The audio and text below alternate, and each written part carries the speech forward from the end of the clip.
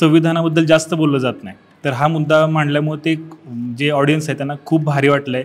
प्रत्येकाने स्टोरीज ठेवलेत, स्टेटस ठेवलेत आणि खूप कौतुक केलं आहे. खरंच ते खूप चांगले आहेत. जसं कॅरेक्टर वाईज दाखवलं तसेच आहेत ते प्रत्येक गोष्टीत. म्हणजे जसं की आम्हाला सिरीजमध्ये जशी मदत करतात तसंच रिअल लाईफमध्ये सुद्धा ते अशीच मदत करत असतात. त्याच्या जाणीवा एकदा आपल्याला समजल्या आणि त्यांच्या जाणीवा आणि आपल्या जाणीवा एकदा कनेक्ट झाल्या की आपल्याला ते पात्र करताना मजा येते. हॅलो, हाय, नमस्कार. मी मज्जा गर्ल अंकिता लोखंडे. 10वी अ या आमच्या वेबसिरीजला तुम्ही खूप प्रेम देताय, त्यासाठी थँक्यू सो मच. 10वी अ च्या वर्गात आहे मिस्टर कांबळे आणि मिनी कांबळे माझ्यासोबत आहे. कसे आहात? खूप मस्त. तुम्ही? मी खूप मस्त. आणि मी जेव्हाही सेटवर येते तेव्हा मी खूप छान असते.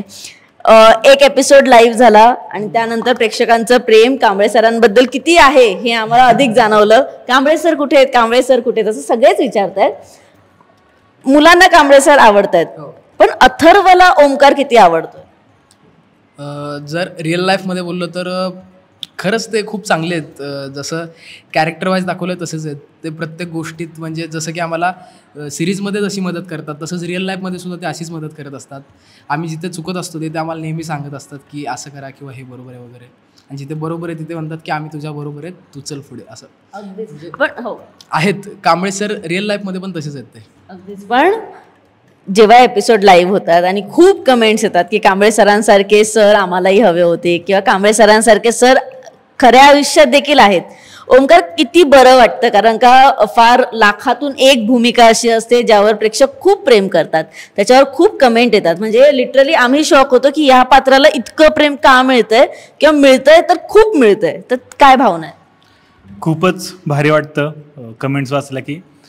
खरं तर सरांनी एवढं छान आणि सुंदर लिहिलं आहे ना, समाज व्यवस्थेवर भाष्य करणारं, मुलांबरोबरचं जे बॉन्डिंग आहे ते एका शिक्षकाचं कसं असावं ते सरांनी खूप छान रंगवलं आणि खूप भारी वाटतं कमेंट्समध्ये. पण एक खरं सांग, आता एकदम पर्सनल प्रश्न, की खूप मोठे डायलॉग असतात कांबळे सरांचे.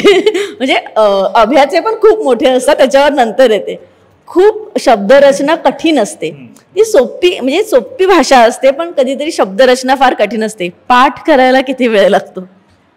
वेळ लागत नाही जास्त. मी लिहून काढतो 1-2दा आणि ते समजून घेतो म्हणायचं काय नक्की, आणि ती थॉट प्रोसेस करतो, ते होऊन जातं. कसा पाठ करतो? माझं काय, मी खूप रीड करतो, पण खरं तर होत नाही पाठ. मग वरच्या खाली, खालचे वर असे होतात. पण खरं अवघड जातं तसं बोलायला गेलं तर, कारण सरांना तर सवय, कारण त्यांचे प्रत्येक डायलॉग मोठेच असतात. पण आम्हाला एखादा मध्येच आला, एखादा 8 डायलॉगमध्ये एखादा मोठा आला तर ते मग थोडंसं अवघड जातं बोलायला. नाही, पण कसं असतं, खूप असे काही कमेंट होते की अभ्याच्या तोंडी खूप मोठे मोठे डायलॉग दिलेत, किंवा अभ्या हा आता कांबळे सरांना फॉलो करतोय, तो प्रदीपला फॉलो करतोय खूप. अभ्या खरंच असं नाहीयेस ना? म्हणजे अथर्व तेवढा सॉर्टेड नाहीये. नाही, जर रिअलमध्ये बोलायला गेलं तर मी प्रयत्न करतो सरांना कॉपी करायचा, पण ते होत नाही, कारण ते खूपच वैचारिक आहेत आणि मला म्हणजे जास्त वैचारिक आवडत नाही मला. खरं तर मी बोललोय काय शब्दांचा मला खरं म्हणजे अर्थ पण माहिती नाही, पण मी असंच बोलून गेलोय. मग मला नितीन सरांनी सांगितलं की नक्की या शब्दाचा अर्थ काय, किंवा आपण का बोलतोय हे, ह्याच्यातून लोकांना काय मिळणार आहे वाक्यातून, असं.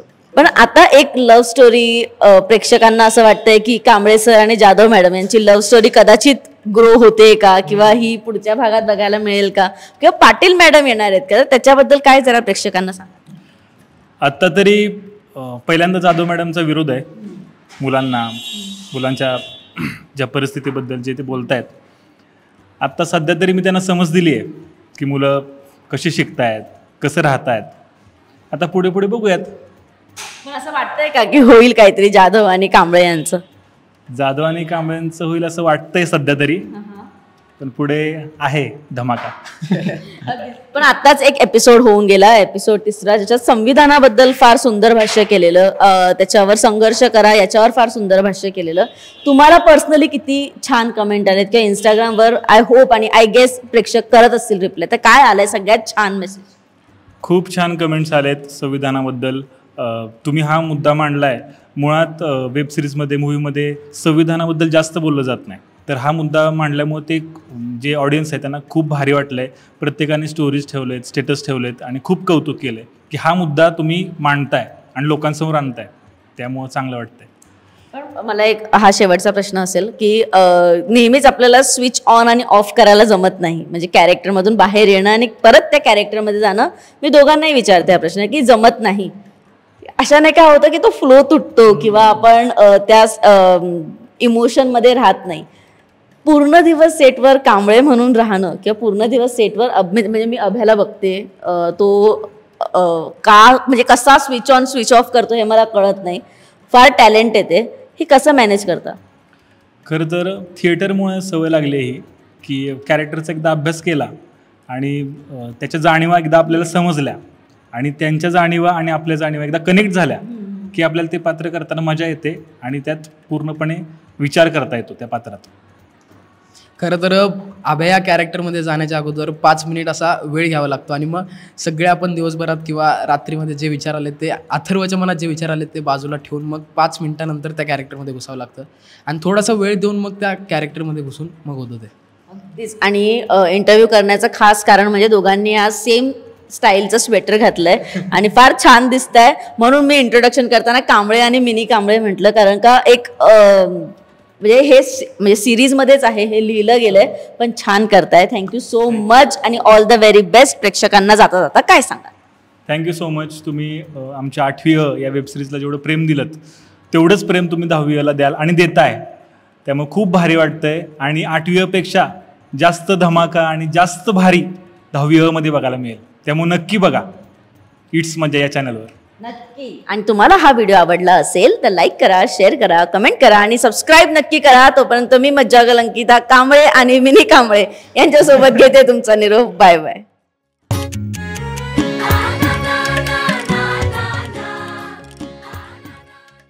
मराठी मनोरंजन सृष्टीमधील मालिका, चित्रपट, नाटक तसेच कलाकारांबद्दलच्या नवीन अपडेट्स जाणून घेण्यासाठी नक्की सबस्क्राईब करा इट्स मज्जा मराठी या आपल्या नवीन यूट्यूब चॅनलला.